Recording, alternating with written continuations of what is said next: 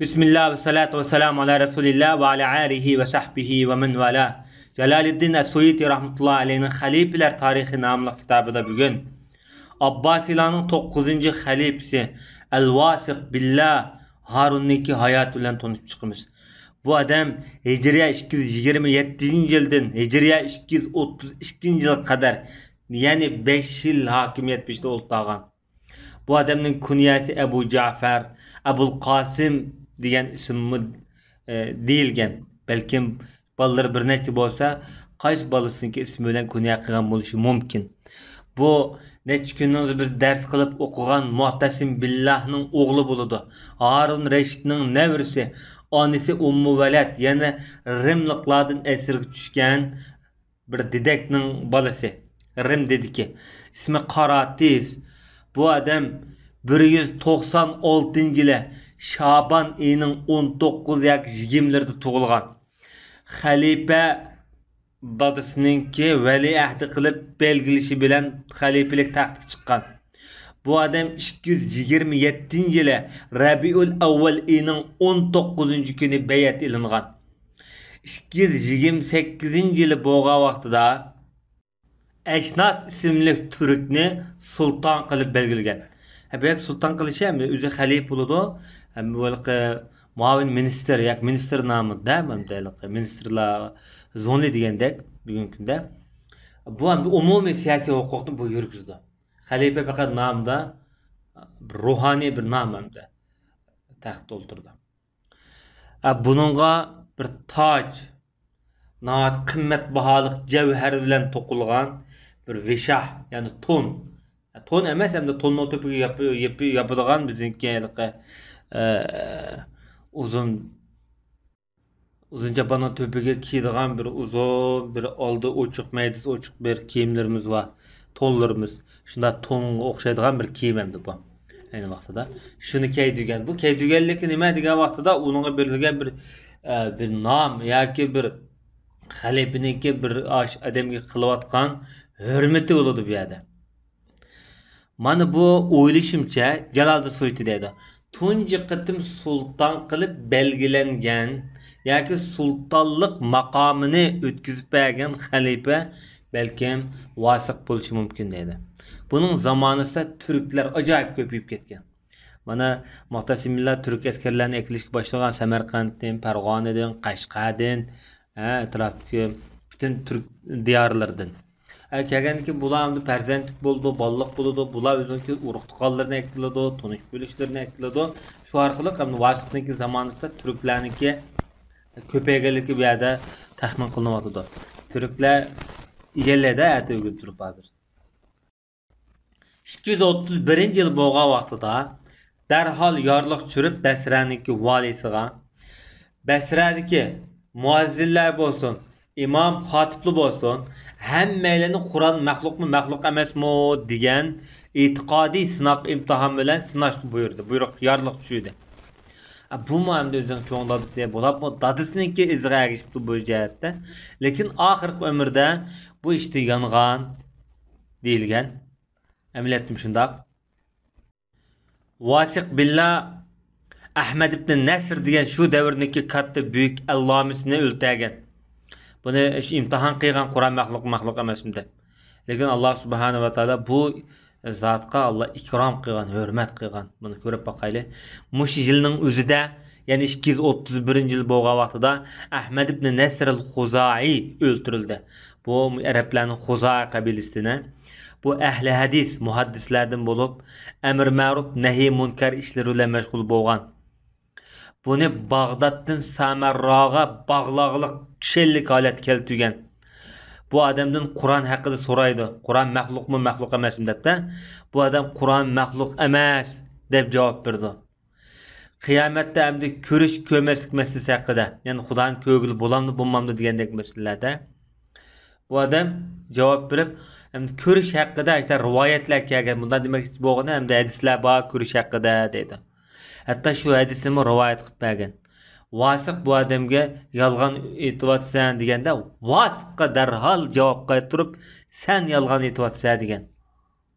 Bu odamning naqadar bunda bir boturligi, jasurlik chiqib turadi bu masalada.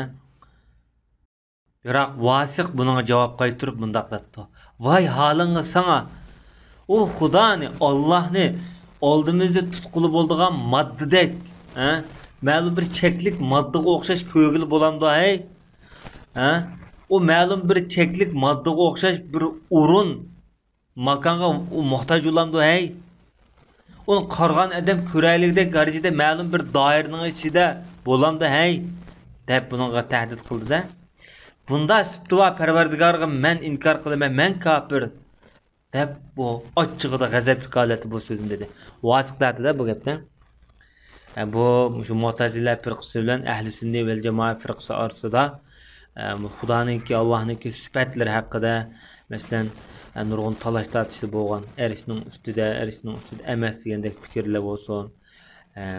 Uningdan boshqa masalan Qur'on maxluqmi, maxluq emasmi degandek fikrlar bo'lgan. Bu ayni vaqtdagi Hindi felsefasi, Yunon felsefasi, uningdan boshqa islomga dushmanlik qilayotgan yo'shurun kufrlik asosida saqlanayotgan yolg'onda musulmon bo'lib olgan shu davrdagi ilmiy kalomchilar, faylasuflarning ta'sirida mushlar bir e'tiqodiy shalg'ush avvallar maydon kelgan.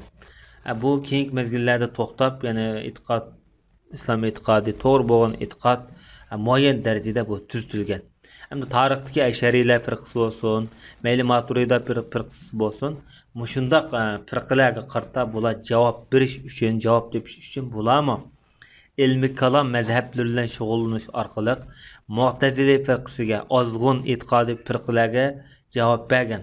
Hamda bunda masalalarga javob berish jarayonida hamda o'z ularni to'g'ri bir yakunga kelgan emas, lekin ko'pincha holatda bular islom e'tiqodini saqlab qolish uchun o'zining kuchining yeticha tirishchilik ko'rsatgan. Jumladan Imomul Juvayni G'azzolining ustozlaridan Imomul G'azzoli, Ibn Rushd va uningdan boshqa masalan Abu Bakr Ar-Rozi, Faxriddin Rozi qatorliq ulamolar. Hamda shuning bilan Mu'tazila firqasidagi faqihlar mundaq dedi. Chunki uning chaparmanlari bor Mu'tazila. Hamda podshoh qaysi e'tiqodda yashasa, atrofidagi mushovirlar, ulamolar, maslahat beradigan beglar shu firqadan bo'ladi. Ular debdiki, uni o'ltirish halol uni debdi. Darhol qilishni akilib mundaq debdi-da. Vosiqning qilayotgan ishi, vosiqmi o'zining mush e'tiqodining noit to'g'ri ekanligini isbotlash uchun bunda da'vat etdi. Men o'zim uning qishiga boraman. Mening qishimga hech kim birga kelmasin. Men mush kofirning qishiga mangan har bir qadamimdan Allohdan savob umid qilaman. Qaranglar, xato e'tiqodda turib, xato e'tiqodni to'g'ri deb qarg'anligidan adam mushda yani savob umid qilish uchun o'ltirilmayapti-da. Yani bu e'tiqodning xatoligi, fikrning xatoligi nəhayət xatar. Bu adamning stilini, yo'lini, nishonini belgilaydi bu orqali. Ahmadul Xuzayq deydi. Bu ibodat qilgan bu Parvardigorga biz ibodat qilmaymiz. Bu sifatligandek sifat bilan u Xudoni unda tonimaymiz. Yani biz sifatlamoqchi bo'lgan Xudoning sifati ayrim demakchi.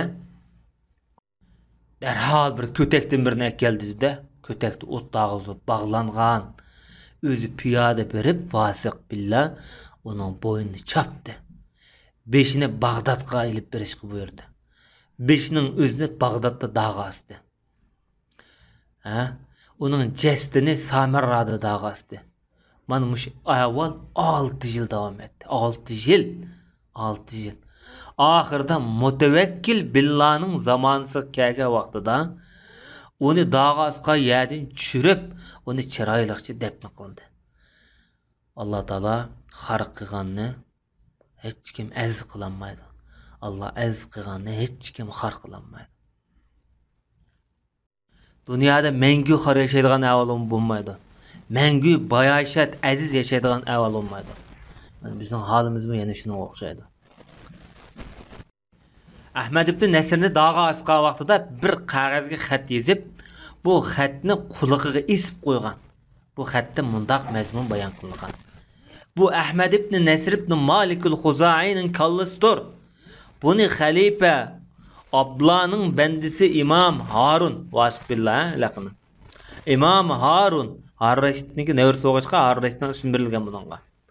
Kur'an maxluq mu, maxluq emas mı degan söz orqali buni sinoqqa, e'tiqodga chaqasa, da'vat qilsa, yani bu yerdagi yani maxluqqa bo'lgan o'qitishni inkor qil deb bu da'vatni bersa, bu unimay gadankesh qilib, Alloh taolo buni davzaqqa tizlam yo'liqtudi degan xat yozilgan.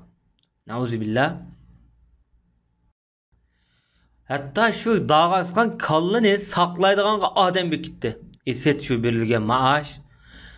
Buni aşı qibliga qarab olsa bosh, neyzi bilan uni qibl tarafdan puraydi da, burab qo'ydi ma tarafga o'tkab qo'ydi. Balki bu dağa asqan ekan shamolda lapildab, cho'gilab qibliga qarab olsa kerak. Endi aşı saqlashga buyurilgan odam deydi o kechida qarsa, o'zi bilan qibliga qaraydi ekan.